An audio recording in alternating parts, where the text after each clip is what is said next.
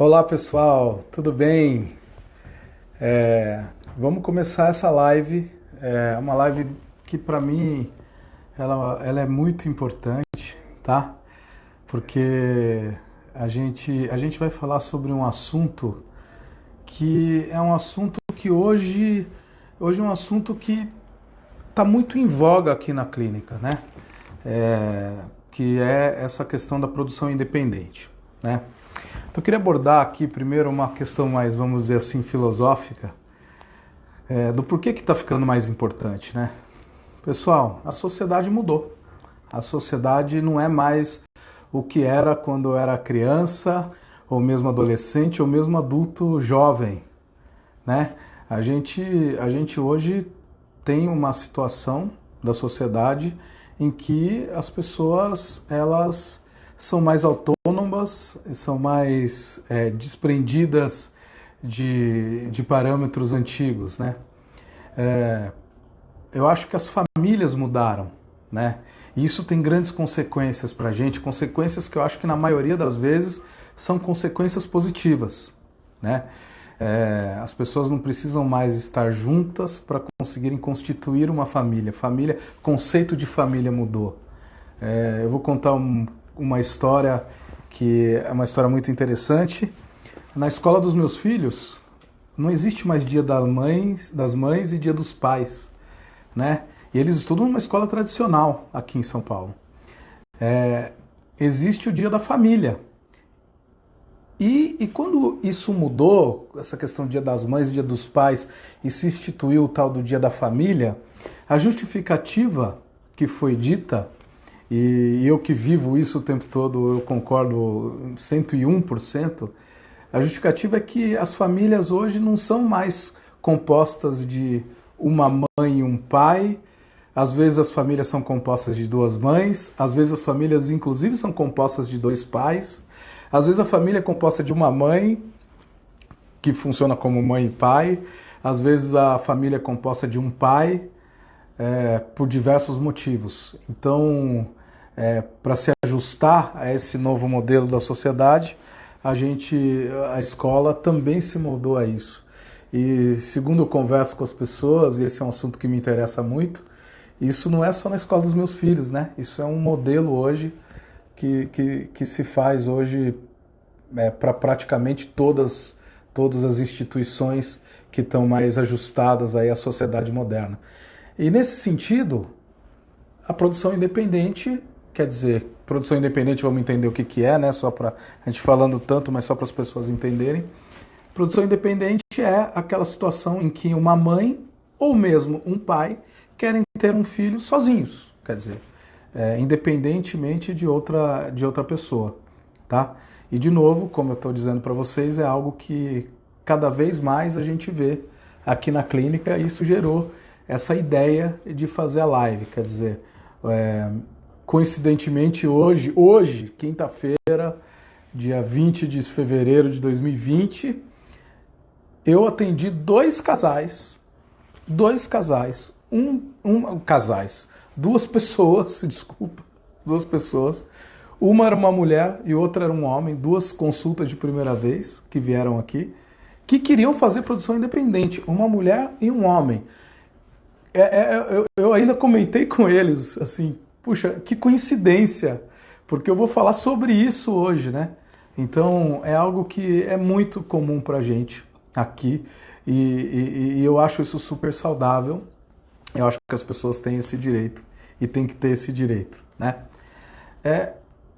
Eu acho que a gente pode dividir aí essa nossa conversa para a gente contextualizar, e depois eu quero responder as perguntas de vocês. Eu acho que a gente pode dividir essa conversa em dois aspectos. Primeiro, as mulheres que querem fazer produção independente, e segundo, os homens que querem fazer produção independente, tá? Vamos falar das mulheres primeiro, porque na prática, são tratamentos necessários diferentes. Vamos lembrar assim, a mulher, ela tem útero e tem ovário. O que ela vai precisar de fora, normalmente, são espermatozoides, tá? Então, o que a mulher vai precisar de fora para fazer uma produção independente é o sêmen de doador, são espermatozoides de um doador.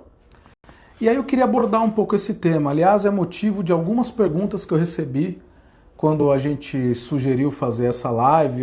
Eu fiquei aqui no Instagram, vocês que me acompanham sabem disso, pedindo para vocês fazerem perguntas e tal.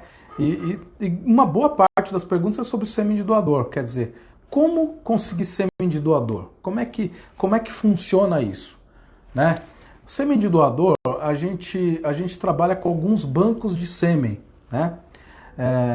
Normalmente, aqui no Brasil, o banco de sêmen brasileiro com quem eu gosto mais de trabalhar é a Procid, porque eu sei que é um banco de sêmen confiável que me dá bons espermatozoides. Tá? E pela lei brasileira, o homem pode doar sêmen até 45 anos de idade. Nós sabemos que a idade do homem não influencia muito na qualidade dos espermatozoides. Até 45 anos de idade está mais do que adequado para doar, né? E é assim que se faz.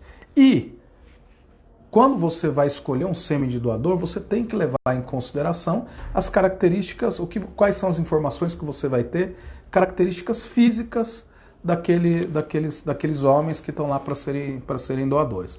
Você não vai saber a identidade, tem que ser um processo absolutamente anônimo, então você não vai saber a identidade, nem o doador, obviamente, vai saber a identidade de quem quis o sêmen dele, depois que ele deixou doado, tá?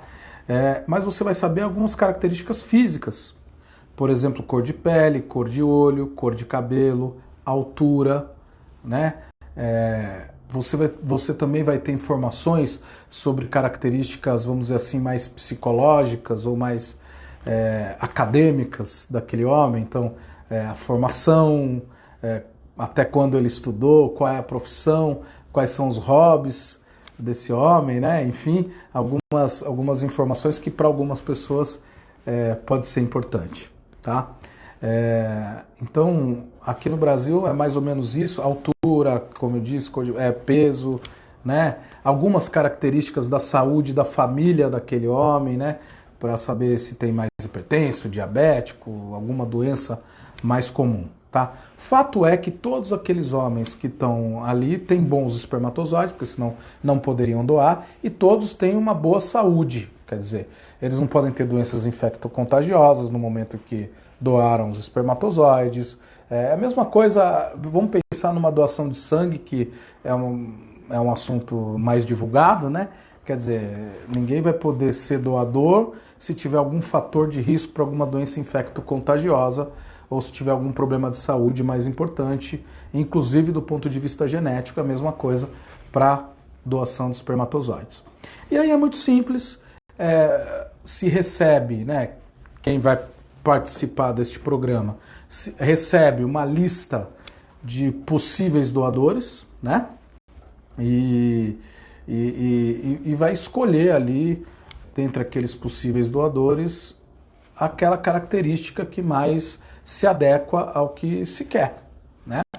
E aí, escolhido isso, esse sêmen se programa a chegada desses espermatozoides até a clínica e a gente faz o tratamento que foi escolhido, e eu já vou abordar quais são os tipos de tratamento possíveis. De novo, eu estou aqui falando da produção independente na mulher, né? No banco de sêmen internacional, é mais ou menos o que normalmente a gente trabalha com a Fairfax, com o Seattle Cryobank, California Cryobank, quer dizer, você tem essas opções hoje no Brasil de trazer sêmen, principalmente dos Estados Unidos, mas alguns europeus também, tá? Para a gente trazer de fora para cá. Qual é a vantagem? A vantagem do sêmen de fora em relação ao banco de sêmen brasileiro são as opções. Não é uma questão de qualidade, pessoal. Então, assim, muita gente pode acreditar ou pode achar que o sêmen que vem lá de fora, ele é melhor. Não é verdade isso, tá? Em termos de qualidade, para a gente fazer o tratamento, é basicamente a mesma coisa. O que muda são as opções. Lá nos Estados Unidos, principalmente, você tem uma comercialização, vamos chamar assim, do sêmen. Então, o homem que vai doar os espermatozoides, na verdade, ele está recebendo dinheiro para fazer isso. Aqui no Brasil, isso não pode acontecer. Então, no Banco do Sêmen brasileiro, a gente depende de doações altruístas, vamos chamar assim, tá?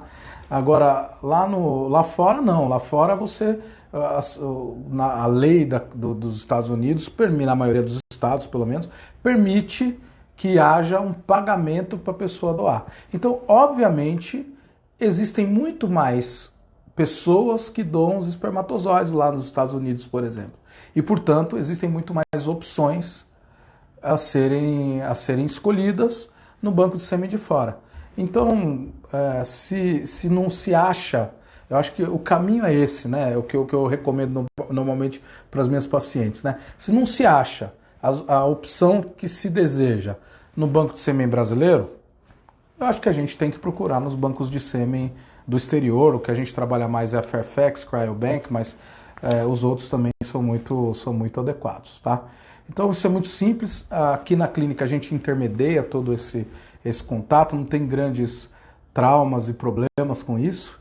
Então, o primeiro passo é escolher o sêmen de doador e esse sêmen chegar no Brasil.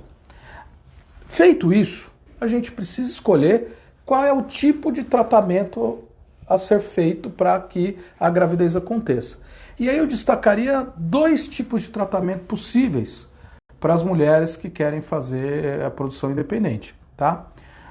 Um primeiro tratamento é uma inseminação intrauterina, quer dizer, inseminação é um tratamento em que desde o segundo ou terceiro dia da menstruação, normalmente, a gente começa a usar algumas medicações para fortalecer a ovulação.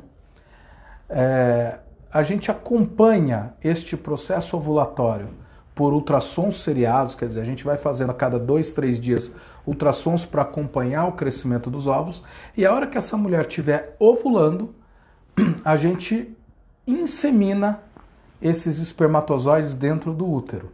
É como se a gente estivesse simulando uma relação sexual naquele momento, né, com espermatozoides bastante bem selecionados e preparados para encontrarem os óvulos de uma forma natural. Então essa é a inseminação, tá? Esse tratamento, ele pode ser bastante efetivo, mas desde que a mulher tenha um bom funcionamento das trompas. Então, desde que a mulher tenha um bom funcionamento das trompas, e a gente consegue ver isso com aquele exame da trompa que chama histerosalpingografia, então desde que as trompas estejam funcionando bem, a inseminação para uma produção independente me parece uma boa opção, tá? O outro tratamento possível é a fertilização in vitro, que é diferente da inseminação. Então, só para a gente relembrar, como é que é a fertilização in vitro? Também é um tratamento que começa entre o segundo e o terceiro dia da menstruação. A gente começa usando algumas medicações para fortalecer a ovulação do mesmo jeito e também vamos acompanhar o processo ovulatório com ultrassom a cada 2, 3 dias, tá?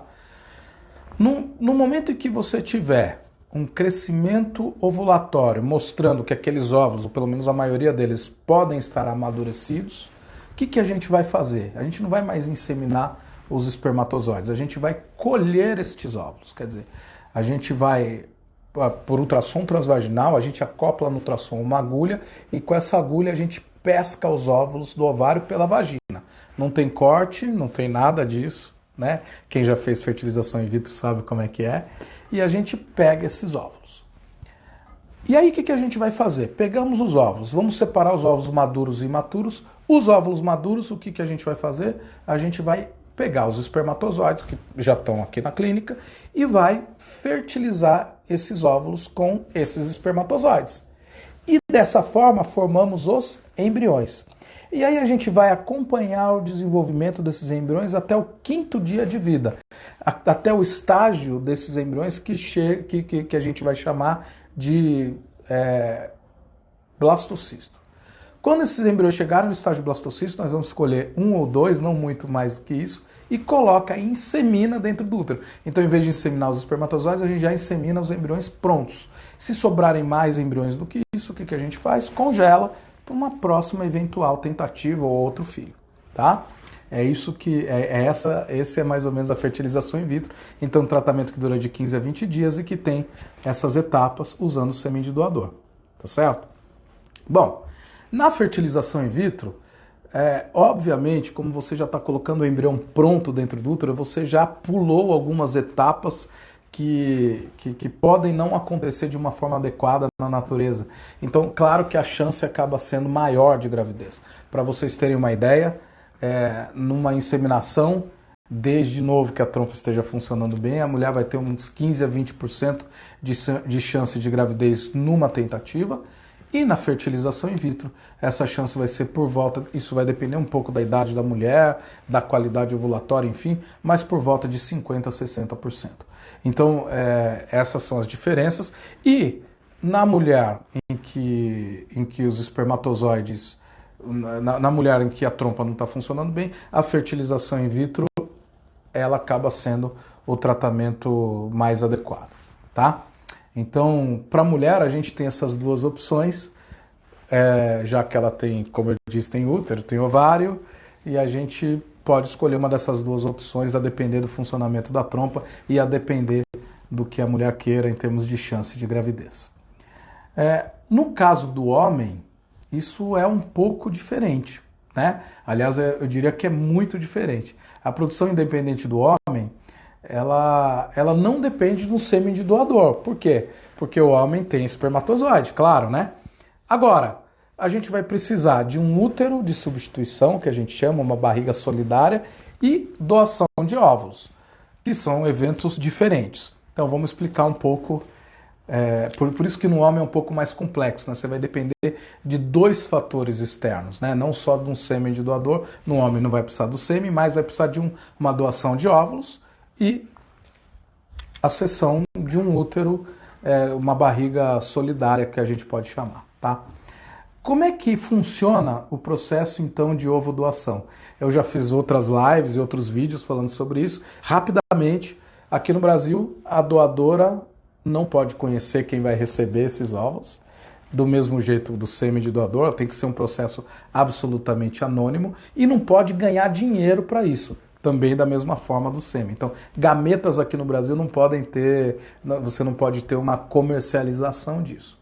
Então, a doadora, aqui na minha clínica, a gente tem algumas restrições que são muito importantes para o resultado do tratamento. Então, normalmente a doadora tem que ter menos de 32 anos de idade, tá? Ela tem que ter, além de ser jovem, para a gente ter o melhor óvulo possível. A idade do óvulo é muito importante, por isso que a gente restringe a idade. A mulher tem que, obviamente, não ter nenhuma doença infecto-contagiosa. E mais do que isso, e esse é um cuidado que a gente toma, essas questões das doenças infecto-contagiosas, a gente vai, em pelo menos em dois períodos diferentes, a gente vai colher os exames de doenças infecto-contagiosas para a gente fugir daquele período que é a janela imunológica, né, de algumas doenças. Então a gente praticamente não tem nenhuma chance de ter uma contaminação com relação a isso. Então é uma questão de segurança que a gente preza muito.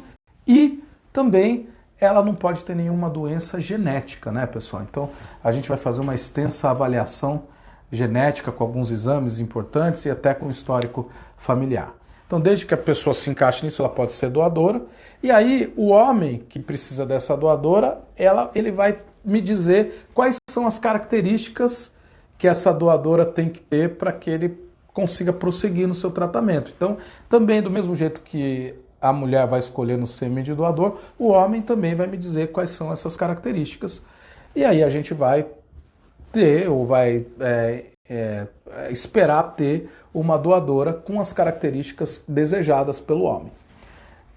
Além disso, e essa doadora, como é que então funciona o tratamento, né? Essa doadora vai passar pela mesma estimulação ovariana de qualquer mulher que está fazendo fertilização in vitro, vai colher os óvulos, a gente vai pegar uma parte desses ovos e vai fertilizar com o sêmen deste homem que está se submetendo a esse tratamento da produção independente. A gente vai formar os embriões desse jeito. De novo, do mesmo jeito da fertilização in vitro convencional, vai acompanhar o desenvolvimento desses embriões durante 5 dias e os embriões que chegarem no estágio de blastocisto depois desses 5 dias, a gente vai congelar ou vai transferir para o útero que vai ser adequado para esse homem. Com relação ao útero de substituição, barriga solidária, eu acho que barriga solidária é o nome mais simpático até, né? Como é que é o aspecto legal disso aqui no Brasil? Também não pode haver aqui no Brasil uma comercialização da questão do útero de substituição. Quer dizer, a gente não pode, ou o homem não pode pagar para alguém gerar a criança para ele, tá? O que a lei permite, né? O que a lei permite é que o útero de substituição tem que ser um parente até 4º grau deste homem. Então, normalmente, mãe, irmã, tia e prima. Esses são os parentes essas são as pessoas que poderiam servir como útero de substituição, obviamente, sem ter um ganho financeiro com isso, tá? Essa é a lei. Existem homens, e esse até foi o caso do homem que veio aqui hoje para conversar comigo sobre isso, existem homens que não vão ter este parentesco capaz ou que querem gerar o filho para eles. E essa é uma dificuldade que a gente pode ter. E aí, mas esse homem pode ter uma amiga ou alguém mais próximo que possa se disponibilizar a isso. E aí a gente precisa, e a gente já fez isso algumas vezes para algumas pessoas, com sucesso, a gente pede uma autorização para o Conselho Federal de Medicina. Então, a gente tem algumas documentações que precisam ser juntadas para a gente mandar, junto com o relatório médico, para o Conselho Federal de Medicina, pedindo uma autorização para a gente poder fazer um tratamento sem que tenha o parentesco que já está previsto dentro da lei e do Conselho de Ética do Conselho Federal de Medicina. E aí, o Conselho Federal de Medicina pode deferir ou indeferir. Eu já fiz isso algumas vezes, até porque a gente consegue explicar bem, de uma forma honesta as coisas. A gente nunca teve um indeferimento, tá? Mas é um processo que pode demorar uns 3 ou 4 meses até o Conselho Federal de Medicina nos responder. E a partir do momento que haja uma autorização, que haja um deferimento desse processo, podemos fazer o tratamento da forma como qualquer outra. Essa mulher que vai servir como útero de substituição ou como barriga solidária para esse homem, ela vai, enquanto a doadora está sendo estimulada para que a gente pegue os óvulos, a gente vai preparar o útero dessa mulher para receber os embriões vindouros, né? Então, essa preparação do útero é muito simples, só medicação normalmente por via oral, então não tem nada injetável, não tem nenhum grande problema. E quando esse útero está preparado e a gente tiver os embriões, a gente vai lá e insemina esses embriões dentro do útero dessa mulher. A gente chama isso de uma transferência de embriões e torcer para essa gravidez acontecer. Então, a produção independente, claro, ela só para a gente resumir, ela é mais comum nas mulheres, até porque as mulheres nos procuram mais para isso, mas é mais comum e é mais simples até de fazer nas mulheres, mas também é possível de ser feita nos homens. Eu fiz até um vídeo ontem sobre isso para deixar bem claro para todo mundo que também é possível fazer nos homens e a gente está tendo essa demanda hoje em dia. Como eu disse, a sociedade é dinâmica, a sociedade está mudando e todo mundo tem o direito de ter a sua família, da forma como for, né? Tem um estudo, só para a gente terminar agora essa parte mais introdutória, eu vou começar a responder as perguntas, para também não ficar muito longo tudo isso, mas tem um estudo muito interessante de Harvard, mostrando, eu não vou aqui ficar entrando em detalhes sobre esse estudo, mas que mostra que a felicidade das pessoas, ela mostra isso de uma forma objetiva, não é filosófico isso, tá? Mostra de uma forma objetiva, um estudo que durou 70 anos, acompanhando as mesmas pessoas. Começaram a acompanhar essas pessoas quando eram crianças e foram até a terceira idade dessas pessoas. E o que eles mostraram é que a felicidade, ela não depende de bens materiais, ela não depende de quanto dinheiro você tem. A felicidade, ela depende de relacionamentos profundos. Então, o que ele quer dizer com isso? Que quanto mais nós somos ligados às pessoas, quanto mais nós temos relacionamentos profundos com determinadas pessoas, mais felizes nós vamos ser, menos doenças nós vamos ter e vamos morrer mais tarde, tá? Isso é muito importante quando a gente está falando de produção independente. Sabe por quê? Porque não existe, quem tem filho sabe disso, não existe um relacionamento mais profundo do que a gente tem com os nossos filhos. Então, o filho, além de ser uma continuidade, enfim, tem toda uma questão com isso, mas também nos traz muita felicidade. Dá muito trabalho, mas é algo absolutamente recompensador, tá? Então, todo mundo tem que ter esse direito, né? É isso que eu acho, e é por isso que a produção independente é algo que eu queria falar e eu quero estimular nas pessoas que nem sabem às vezes que isso é possível e começar a pensar um pouco nisso, né? E agora, meninos, eu queria conversar um pouco, eu queria responder algumas perguntas, né? Que as pessoas me fizeram aí nesses períodos aí, tá?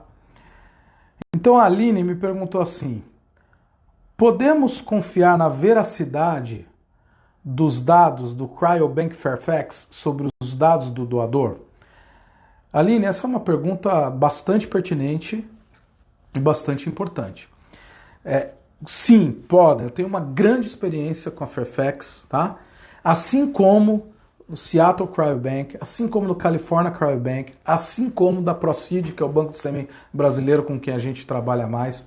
E por que eu gosto de trabalhar com esses? Porque eu confio e tenho provas disso, porque os meus pacientes já engravidaram e nasceram, essas crianças, com saúde e com as características que estavam lá descritas. Então, a gente deve e pode confiar plenamente, porque são sérios. O Fairfax, por exemplo, é o maior banco de sêmen do mundo. Então, num país, os Estados Unidos é um país que controla muito isso, então você pode confiar sim, tá? A Márcia perguntou: quais os critérios eu devo avaliar para escolher um doador para minha produção independente? Márcia, eu acho assim, eu acho que os critérios são critérios, porque assim, todo mundo que está lá para ser doador tem bons espermatozoides. Então esse não é o que todo mundo que está lá tem bons espermatozoides, porque senão não poderia ser doador. Tem saúde, porque senão não poderia ser doador, tá? Mas o que você deve levar em consideração, sem dúvida nenhuma, são as características físicas. É simples assim, tá? O que você deseja, o que você acha que está adequado para você, tá? A Francisca me perguntou assim: um amigo meu se ofereceu para ser doador de sêmen para minha produção independente. Preciso pagar um banco de sêmen mesmo assim? Olha, Francisca, aqui no Brasil é proibido você ter doação de gameta, seja de sêmen ou seja de óvulo, com